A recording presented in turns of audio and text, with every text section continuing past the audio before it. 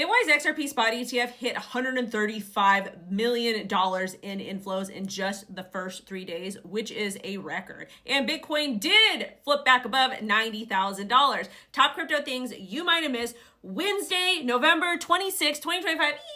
Remember, Bitwise also has a Solana staked ETF, which is also doing numbers. And remember all the trash JP Morgan talked about Bitcoin? Well, guess what? They just filed a structural note tied to IBIT that benefits if Bitcoin drops in 2026 but surges in 2028, literally legalized gambling. And they also came out and finally admitted they were wrong. They say that crypto is transitioning into a tradable macro asset class driven increasingly by institutional liquidity rather than retail speculation.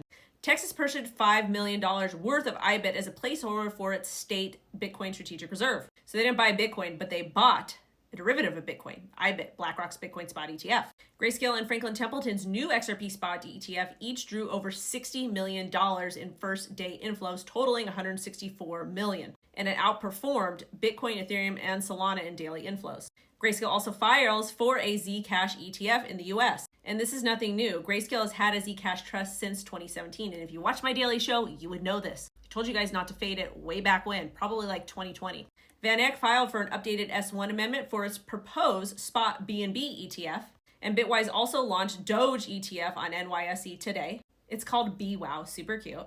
But Memecoin activity is declining on Solana. It's actually collapsed. Memes are actually down 35% to 9% of weekly DEX volume, which necessarily is not a bad thing because Solana still has a really big ecosystem. And we saw this type of behavior on Ethereum way back when, DeFi summer of 2020.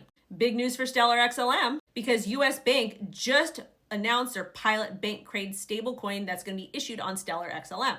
Klarna is going to be issuing their own stablecoin on Tempo, which is backed by Stripe and Paragon. This is incredibly bearish for retail and will also help institute digital ID and CBDC. Chainlink co-founder Sergey sees DeFi hitting mass adoption by 2030. And that's because Chainlink is pioneering it, well, with oracles.